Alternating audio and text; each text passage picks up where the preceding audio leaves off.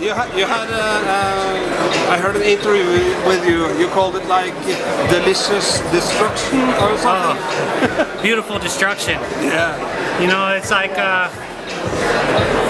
something like Anderson Silva-ish, you know, where you go in there and he's beat high-level guys and made it look easy. And when you're in that much control of a fight, that's the way it should look. When it's a tight fight, it's a war. It looks brutal, you know. But if it's a one-sided fight and you're just imposing your will, it should look beautiful. Lose to one side, right? Yeah. What do you think of this surrounding tonight in the nightclub here today? I'm enjoying it, man. I've been traveling, so Vegas feels like a second home. And I'm happy to be here. I'm happy to be on a big card, opening up the pay-per-view event. I just feel honored, man. The best. I try every fight that I go into to try to shine, you know, and I feel like that's the reason I'm in the position I'm in, is because I go that extra mile. You think this weekend, you're going to take any kind of opportunity to call somebody out? I know that you're happy with the Seaver fight. It's a fun fight, but are you going to take the opportunity to grab a microphone and say something at some point? You know, I've really been thinking about that a lot in my room, and I feel like if I get the opportunity, I'm going to ask the fans to decide. You know, I feel like my work speaks for itself. You know, I'm not the biggest media guy. I just like to fight, man, and I try to do my best. I try to let my work speak for itself. So I feel like when the public, when the fans, they're ready to see me fight for a title, or whoever they want to see me fight, then that's what I need to do, because it's my job. Did you feel like you were familiar with Seaver at all? You've had some teammates fight in the past. Were you involved in their camps much? Did you kind of know some nuances about them, or was it like a fresh start? Yeah. I mean, I got teammates that fought them. I have coaches that, you know, train against them, and I watched video on them for 2 camps now, and I'm familiar with them. But at the end of the day, I'm a different guy than the opponent that he had before, so he's going to fight differently. But I studied the way he moves, and the way I feel like the fight's going to go, I feel comfortable. So the fact that Tommy got the title shot over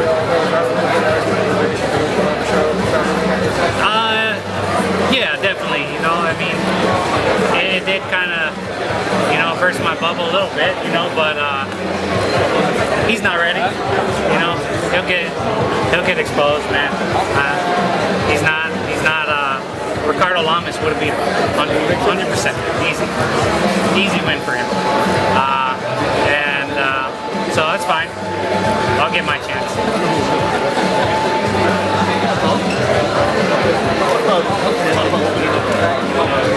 You see the elevator as like a co-main event. Does that also motivate you? Yeah, I mean, well, it's like, you know, it just shows that it shows me where I need to work. It's popularity. And for a little while, I kind of shunned away from the media and just concentrated on my skill set and performing. And I got that down, and I feel like I'm doing well. So it was now it's my chance to get out there and share my story with you guys and try to get out there more, because if the fans don't know about me, then they don't care about me, and I won't get a chance to fight for a title. So I know that's the missing piece. People love guys who overcome adversity. You overcame a lot in your life. Why do you think that hasn't been? Is it just because you didn't want to talk about it, or because you overcame so much? You think people would love that story? Yeah, I never thought it was that big of a deal. You know, it's just my life. I'm used to it. You know? And I just never. I thought it was normal until recently. You know, so. You know, if the media wants to dig, then I'm fine with that, because at this point in my life, I feel like I want to go ahead and accept that role of a positive role model for people, and I also want to challenge other fighters to step up and be a better influence. You know, like the NFL players that are getting into trouble. It's sad to me that you're in such a great position and people look up to you and you don't respect that. You were in a position where it could have gone the other way. Was there anybody or any point where it kind of you had a lightning bolt that it changed? Or you said, hey, I don't want to go down that path? Yeah, it's sitting in a cell, you know, with nothing to do, it's staring at walls. And you know, I was only 16, and I just, you know, I tell myself that this is not my life. I'm better than this. I've always thought myself I could be better than that. You know, that was the lowest of the low. And you know, I expected great things of myself, and I needed to live up to that. Floyd Mayweather did a documentary on his summer in jail before his fight last year. You know, it seemed like it almost was an emotional anytime he talked about it. I wonder for you, when you look back on that, obviously you weren't in jail for anything really serious, but still was jail. How did that affect you even to this day? It's a long time, but how does that impact you now? I have nightmares like every so often about like if something happened and I go to jail for life, and I wake up and you realize that it's not real, and I just like thank God, because just a little taste of that, the year that I spent away was a year wasted, and I could not imagine doing life. And I have family members, you know, and friends that are away for a long time, and I just man, that just seems so terrible and such a waste. That's a fear of mine, and that's something that I want to be the furthest from. How much do you think you're going to be in trouble just because of your problem? A lot of people in single family home, but that seems to be a time, or single parent home, that seems to be a time that causes a lot of people trouble. Was that an issue for you? Yeah, you know, I was at a crucial time in my life where everything that I kind of was raised to believe kind of, you know, made me question. And so it just made me kind of want to, you know, rebel, you know, and that's when my stubbornness kicked in at its hardest, and I just told everybody, you know, I'll do what I want. I don't care. It's my way, whatever, you know. And so lastly, do you think that, you know, by getting to the top of your profession, becoming a world champion, becoming an elite fighter, do you think that that sends the message to other people who are 16-year-olds in the position where that this is the way to go and follow my path? Yeah, well, it's not follow my path. It's just, you know, make those choices. You know, the one, I believe something better in life if I feel like I deserve it and I want it bad enough. And it's just about making the right choices. So many times I could have making a choice. There was a time where I was going to get into a fight with a guy, and he walked back to his car, and I wanted to fight him so bad because he tried to fight me when I was with my girlfriend at the time, and I had an instinct, and I was like, you know, I just gotta walk away, and that was very hard to do. The guy ended up shooting somebody in the face a week later, so I feel like my instincts had the best, you know, I had the better judgment that day.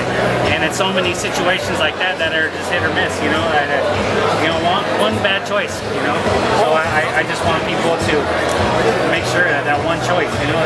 How long ago was that coming? Where did that happen? I was in high school in Palm Springs area. About how old were you then? Probably 17-ish. After you were out of jail? Yeah. Last one, guys. Have you come to believe in karma since that moment then? Hello. How's it doing? I was looking for you. Thank you. I'm always looking for you too. Appreciate that. We'll talk. I do believe in karma, and I feel like for a long time I felt like I deserved a lot of the bad stuff that was coming my way. And I wasn't necessarily a bad person, you know, I just did a lot of dumb things, but I feel like I did have a lot of bad stuff coming my way, and I got used to that. And I finally feel at the point where, you know, I deserve better. I put in my dues, I do good things, I deserve better. Can karma play a role in taking you to the title as well? I don't want to believe that. I want to believe that it's my hard work and just, you know, my will to win, and just putting in those extra hours and everything that I've worked for, that it's me, not karma. And finally, just on this fight, where are you taking this guy in the fight, and how are you going to beat him up? I really don't have a game plan. I just got to be me, man. I got to go out there. I got to flow. And like I said, I just want to make it pretty. I want to be relaxed, but I want to sting when I hit. That's it. Do you feel he's the right style for you to show that? Oh yeah. I feel like this could be my greatest accomplishment yet. Hey, real quick, one last question. How did you get the nickname Cub? How did that come? I was a baby, and my brother Aaron, who's the middle brother, he couldn't say Kevin, he called me Cub, and I was a little brown chubby baby, and it stuck. So Cub is my name. That's what my family calls me. A lot of my cousins don't even know my real name, so you know, it's been my name.